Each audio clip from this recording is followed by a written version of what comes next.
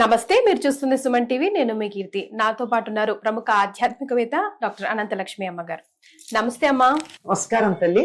అమ్మా, ఇప్పుడు దసరా నవరాత్రుల్లో రెండో రోజు గాయత్రి అవతారం కదా, మరి ఈ అవతారం యొక్క ప్రాముఖ్యం గురించి, విశిష్టత గురించి మాకు తెలియజేయండి.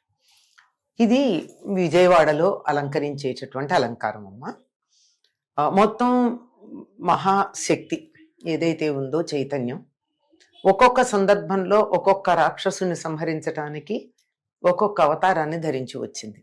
అంటే ఆ రాక్షసుడి యొక్క లక్షణాన్ని బట్టి, అతడు అడిగిన వరాలను బట్టి, వరాలు అడుగుంటారు కదా, అంచేత ఏ విధంగా సంహరించాలి అన్నది ఆలోచన చేసి ఆ రూపాన్ని, అవతారాన్ని ధరించి వచ్చినటువంటి ఆ సర్వ చైతన్య స్వరూపిణి అయినటువంటి అమ్మవారి అవతారాలు కోకొల్లలుగా ఉన్నాయి. వాటిల్లో ప్రధానంగా కొన్నింటిని గ్రహించి ఒక్కొక్క దేవాలయంలోనూ ఒక్కొక్క అవతార క్రమంలో చేస్తూ ఉంటారు. చివరి కొన్ని అన్ని ఆలయాల్లోనూ సమానంగానే ఉన్నా తరచుగా తేడా ఉంటాయి. విజయవాడలో కనకదుర్గాదేవికి ఈ రెండవ నాడు గాయత్రీ మాత అలంకారాన్ని చేస్తారు. ధ్యేయ సదా సవితృమండల మధ్యవర్తి నారాయణ సరసిజాసన సన్నివిష్ట కేయూరవాన్ మకర కుండలవాన్ కిరీటీ హారీ హిరణ్మయవపుద్ధృత శంఖ చక్ర అని గాయత్రీ దేవిని గురించి ప్రతిరోజు సంధ్యావందనం చేసేటటువంటి వారందరూ త్రికాలాలలోన ఉండి ప్రార్థిస్తారు. ఈ గాయత్రి మాత ప్రాతకాలంలో గాయత్రిగాను, మధ్యాహ్నం సావిత్రిగాను, సాయం సంధ్యా సమయంలో సరస్వతిగాను ఉంటుంది. అంటే 3 సంధ్యా సమయాలు. 4వ సంధ్యా సమయం గృహస్థులు ఎవరూ చెయ్యరు. 4వ సంధ్యా సమయం అర్ధరాత్రి 12 గంటలకి. అది గృహస్థులు వాడేటటువంటిది కాదు. ఉదయ సంధ్య సన్యాసులు, ఉదయ సంధ్య, మధ్యాహ్న సంధ్య, సాయం సంధ్య. ఉదయమేమో ఆ తల్లి గాయత్రి, మధ్యాహ్నం సావిత్రి, సాయంకాలం సరస్వతి. 3 కూడా గాయత్రీ దేవి యొక్క 3 రూపాలుగా, 3 భిన్నమైనటువంటి శక్తులుగా చెప్పబడుతూ ఉంటారు. ఈ రూపాలలో ఆవిడ ఉపాసకుల చేత ఉపాసన చేయబడుతూ ఉంటుందన్నమాట. ఈ గాయత్రీదేవి యొక్క శిరస్సు నందు బ్రహ్మ, హృదయంలో విష్ణువు, శిఖ పైన రుద్రుడు ఉంటారని చెప్తారు. అంటే ఒక గాయత్రి ఉపాసన గనక చేసినట్టయితే బ్రహ్మ విష్ణు మహేశ్వరులు ముగ్గురిని కూడా ఆరాధన చేసినటువంటి ఫలితం ఉంటుంది. ఈవిడికి 5 ముఖాలున్నాయి అంటారు. ముక్త, విద్రుమ, హేమ, నీల, ధవళ, ఛాయ. 3 ముఖాలు. 3 కాదమ్మా, 5 రంగులు. 5 ముక్త అంటే ముచ్చపు రంగు. ఆ తర్వాత విద్రుమ అంటే పగడపు రంగు. ముక్త, విద్రుమ. హేమ బంగారు.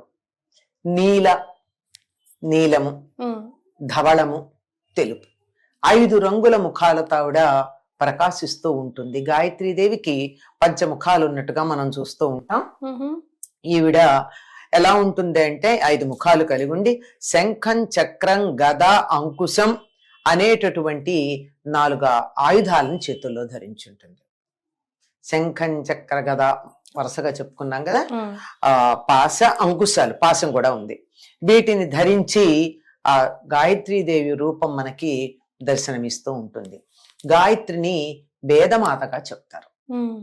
వేదాధ్యయనం చేయడానికి ప్రధానమైనటువంటిది గాయత్రి మంత్ర ఉపదేశం. ఓం భూర్భువః స్వః. అది అవునమ్మా. అది 24 బీజాక్షరాలతో ఉంటుంది. ధియోయోన ప్రచోదయాత్ అని చెప్పేటటువంటి తప్ప ముందు చెప్పినటువంటివన్నీ వ్యాహృతులు. వాటికి ఏమర్థం ఉంది అంటే మంత్రశాస్త్రపరమైనటువంటి అర్థమే ఉంది. నిజానికి గాయత్రిగా మనం ఆరాధించేటటువంటి దాంట్లో ఏ దేవత గురించి చెప్పుంది? ప్రార్థనలో అయితే చెప్పాం గాని ఈ గాయత్రి ముక్తా విద్రుమహే మనీల ధవళ ఛాయ అనే గాయత్రి రూపాన్ని అక్కడ వర్ణించాం గాని మంత్రంలో ఏమీ లేదని బీజాక్షరాలే. ఒక్కొక్క బీజాక్షరం ఒక్కొక్క దైవానికి సంబంధించిందని మొత్తం మన శరీరంలో ఉండేటటువంటి దేవతలందరినీ మనం ఒక్కసారి గుర్తు చేసుకుని ఆరాధించుకుంటూ వాళ్ళని ఏం చెప్తున్నాం? యో నః ప్రచోదయాత్, మమ్మల్ని చక్కగా ప్రచోదన చేయుగా, ప్రచోదన మగుగాక. అంటే ఈ దేవతాశక్తులు ఏవైతే మన శరీరంలో ఉన్నాయో అవి వాటితో పాటుగా నా బుద్ధి ప్రచోదనమగుగాక అని చెప్తాను. ఇందులో ఈ దేవుడి పేరేం లేదు. ఎవరైతే బుద్ధి కావాలనుకుంటారో, ఎవరైతే తెలివి కావాలనుకుంటారో, ఎవరైతే తమ యొక్క తెలివితేటలు చైతన్యవంతంగా ఉండాలి, చురుకుగా ఉండాలనుకుంటారో వాళ్ళందరూ గాయత్రిని ఉపాసన చేయాలి. ఇది ఒక మతానికి సంబంధించింది అనే పొరపాటు పడడం వల్ల చాలా ప్రమాదాలు ఉన్నాయి. కానీ దానిలోని జాగ్రత్తగా గమనించుకుని ఎవరికైతే బుద్ధి కావాలో వారందరూ దీనిని ఆరాధించవలసినది అని చెప్పేటటువంటిది. ఈ గాయత్రి అనేటటువంటి మాటకి గాతారం త్రాయతి, ఇది గాయత్రి, పాడేటటువంటి వారిని రక్షించేది అని అర్థం.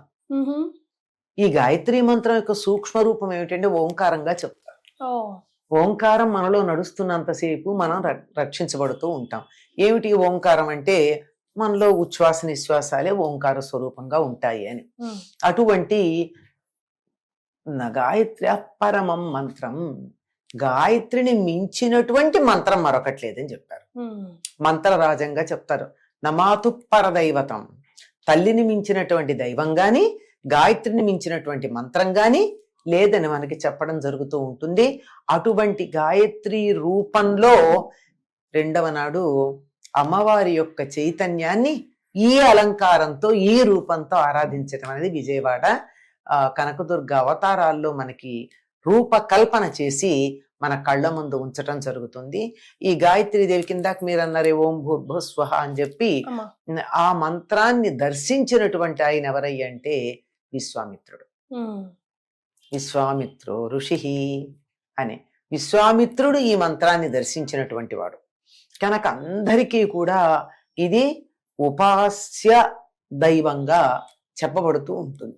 ఏది చెయ్యాలన్నా, ఏ ఉపాసన చేయాలన్నా, ఏ మంత్రాన్ని పఠించాలన్నా, ఏ వేదాధ్యయనం లాంటివి ఏం చెయ్యాలన్నా కూడా మనలో ఈ గాయత్రి శక్తిని ఆవాహన చేసుకుని చేస్తారు. చెప్పాను కదా, పాడేటటువంటి వాళ్ళని రక్షించేది అంటే మనలో ఉచ్ఛ్వాస నిశ్వాసాలు చక్కగా జరుగుతూ ఓంకారం అనేది నిరంతరం బాగా జరిగేటట్టుగా చేసేటటువంటి శక్తి ఈ గాయత్రి. ఈ గాయత్రీ దేవిని ఆరాధించితేనే మనకి మిగిలినటువంటివన్నీ కూడా మంత్రాలు చదివేటటువంటి ధ్యానం చేసేటటువంటి శక్తి లభ్యమవుతూ ఉంటుంది. నిజంగా గమనించినట్టయితే ఈ గాయత్రి మంత్రాలు ఇందాక నేను చెప్పానే బీజాక్షరాలు ఉన్నాయి, ఇవన్నీ మనలోనే శరీరంలో ఉన్న దేవతా శక్తులు అని చెప్పుకున్నాం కదా. అది ఎక్కడ మనం నిత్యం దాన్ని ఎలా అభ్యాసం చేస్తామంటే దేవుడికి నివేదన చేసేటప్పుడు ఈ మంత్రంతోనే నివేదన చేస్తాం. అంటే ఎక్కడ పడితే అక్కడ, ఎప్పుడు పడితే అప్పుడు కూడా జపిస్తూ, అంటే కొన్నిసార్లు ఇప్పుడు ఆఫీస్ లో ఖాళీ కూర్చున్నాం కదమ్మా, అప్పుడు మనం అంటూ ఉంటాం కొన్ని మంత్రాలు, గణపతి నమః అట్లా అనుకుంటాం. కానీ గాయత్రి మంత్రం అట్లా అనకూడదమ్మా. చాలా శక్తివంతమైంది, చాలా శక్తివంతమైంది. దాన్ని ఎక్కడ పడితే అక్కడ వాడతారా? వాడకూడదు. దానికి ఒక ఇన్సులేషన్ లేదే వైర్, ఎలక్ట్రిసిటీ వైర్ ఎంత జాగ్రత్తగా ఉండాలి, ఇన్సులేషన్ లేకుండా దాన్ని ముట్టుకోకూడదు కదా. కనుక దానికి సంబంధించిన నియమాలు పాటించుకుంటూ, నిజం చెప్పాలంటే మీరు ఇందాక అన్నారు ఎక్కడ పడితే అక్కడ అనడమే, ఉచ్చరించటమే కాదమ్మా, ఎప్పుడు పడితే అప్పుడు అనకూడదు. దానికి సమయం కూడా ఉంది. ఎప్పుడు పడితే ఇప్పుడు చేస్తాను నేను అంటే కుదరదు. దానికి ఉదయ సంధ్యా సమయంలో చేయాలి, మధ్యాహ్న సంధ్యా సమయంలో చేయాలి.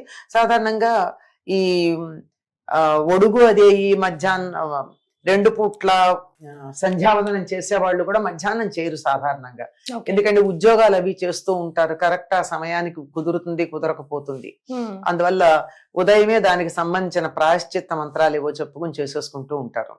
అంతేగాని ఇలా తీరిగ్గా ఉందా మధ్యాహ్నం కూడా చేస్తారు. అంటే ఎక్కడ పడితే అక్కడ చేయకూడదు, ఎట్లా పడితే అట్లా చేయకూడదు. దీనికి మాత్రం శుచిగానే చెయ్యాలి. చెప్పాను కదా, చాలా ఎంత శక్తివంతమైందైతే అన్ని జాగ్రత్తలు పాటించాలి.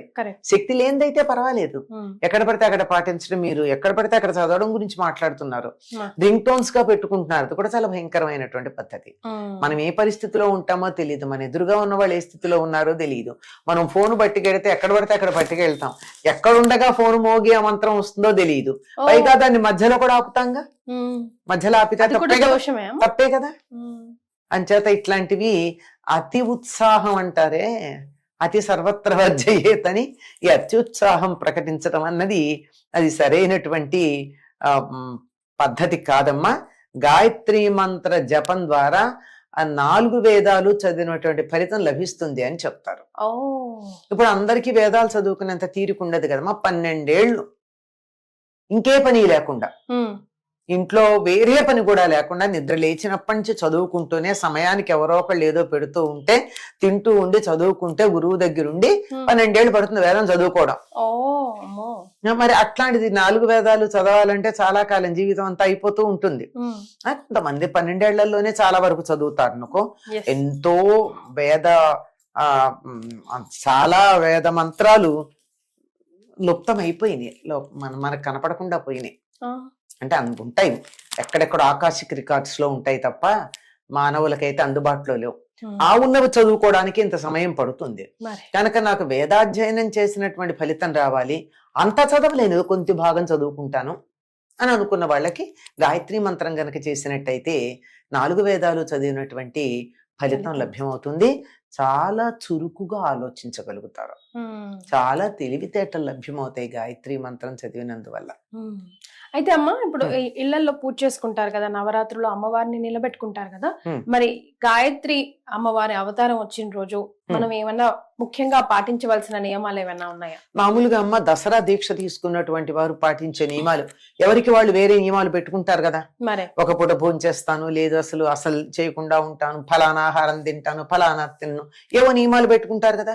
ఆ నియమాలతో పాటుగా ఈనాడు 2వ రోజు అమ్మవారిని గాయత్రిగా గనక ఆరాధించినట్టయితే, అమ్మవారు మన మూల రూపంగా లలిత పరమేశ్వరి అనుకుంటాం కదా, లలితాదేవితో పాటుగా పైగా ఏం చెప్పుకుంటాం, మహాకాళి, మహాలక్ష్మి, మహాసరస్వతి, ఇది త్రిశక్త్యాత్మక లలితా పరమేశ్వరి అని కదా సంకల్పం చెప్పుకుంటాం. అంచేత లలితాదేవి, మహాలక్ష్మి, దుర్గా, ఈ 3 అష్టోత్తరాలతో పాటు గాయత్రికి అష్టోత్తరం ఉందమ్మా. సహస్రనామం కూడా ఉందన్నారు. కనుక గాయత్రి అష్టోత్తరం మనం చదువుకున్నట్టయితే అమ్మవారి గాయత్రి స్తుతులు బోలుడు ఉన్నాయి.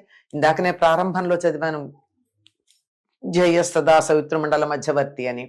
అలాంటి శ్లోకం ఏదైనా చదువుకుని గాయత్రి మంత్రం అభ్యాసం ఉన్నవాళ్ళు చేయొచ్చు, లేనటువంటి వాళ్ళు ఈ స్తుతి చదువుకోవచ్చు, అమ్మవారి అష్టోత్తరం చదువుకోవచ్చు. ఆవిడికి సంబంధించినటువంటి స్తుతులు చాలా లభ్యమవుతాయి. వాటిల్లో ఏదో ఒకటి చదువుకుని అమ్మవారి యొక్క అనుగ్రహానికి పాత్రలు కావచ్చు, ఈ రూపంలో ఉన్న అమ్మవారు. ఇక నైవేద్యాల విషయం తప్పనిసరిగా ఇంకా నేను ఎప్పుడు అడుగుతానా అని కొంతమంది ప్రేక్షకులు వెయిట్ చేస్తూ ఉంటారు. మొదటి అవతారంలోనే మీరు చెప్పున్నారమ్మా, అన్నం నైవేద్యం రకరకాలుగా ఎన్ని వెరైటీస్ చేస్తే అన్ని వెరైటీస్ అమ్మవారికి ఇష్టమని. సో గాయత్రి అమ్మవారికి కూడా అంతే కదమ్మా? అంతేనమ్మా. అయితే చాలా మంది ఒక్కొక్క ఏమిటో మరి ఏ పురాణాల్లోనో ఉన్నాయి, చాలా పురాణాలు ఉన్నాయి కదమ్మా, ఉప పురాణాలు కూడా ఉన్నాయి. ప్రత్యేకంగా వాటికి సంబంధించినటువంటి విద్యలు, కొన్ని తంత్రశాస్త్రాలు, సంహితలు చాలా ఉన్నాయి కదా. వాటిల్లో ఎక్కడన్నా ఏమో అని చెప్పి ఉంటారేమో, లేకపోతే మరి ప్రమాణం లేకుండా చెప్పరని అనుకుంటున్నాను. ఆ దేన్ని బట్టి చెప్పారో తెలియదు కానీ కొన్ని రకాల నైవేద్యాలు పెట్టాలి అని చెప్తూ ఉంటారు. పాటించేవాళ్ళు పాటించచ్చమ్మా, ఏదైనా అమ్మవారికే కదమ్మా. తప్పనిసరిగా ప్రతిరోజు చెయ్యదగిన చెయ్యవలసిన ప్రసాదాలు ఏమిటంటే వడపప్పు, పానకం, చలిమిడి. ఈ 3 అమ్మవారు రాక్షస సంహారం కోసం వచ్చింది. మరి రాక్షసులను సంహరించిన తర్వాత ఆ ఉగ్రం ఉంటుంది కదా, ఆ ఉగ్రత తగ్గాలి అంటే వెంటనే పానకం ఆ ఉగ్రతను తగ్గిస్తుంది. కుంకుమార్చన కూడా అందుకే చలవ కలిగిస్తుంది కుంకుమార్చన. వడపప్పు, పెసరపప్పు ఉడికింది కాదు, అది నీళ్ళల్లో నానబెట్టి వెంటనే శరీరానికి కావలసిన శక్తిని ఇస్తుంది. ఉగ్రతని తగ్గిస్తుంది పానకం, శక్తినిస్తుంది వడపప్పు, అలాగే కడుపు చలవ, చలిమిడి. ఈ 3 తప్పనిసరిగా నివేదన చేయాలి. రైట్. ఇది పెద్ద కష్టమేం లేవు, అస్సలు వంట కూడా చెయ్యక్కర్లా. ఎంత తేలికైన నివేదనలో ఏ దైవమైనా సుఖంగా ఆరాధించడానికి వీలమ్మా. చాలా సంతోషం అమ్మా. గాయత్రి అవతారం గురించి, విశిష్టత గురించి తెలియజేశారు. ధన్యవాదాలు. నమస్తే తల్లి.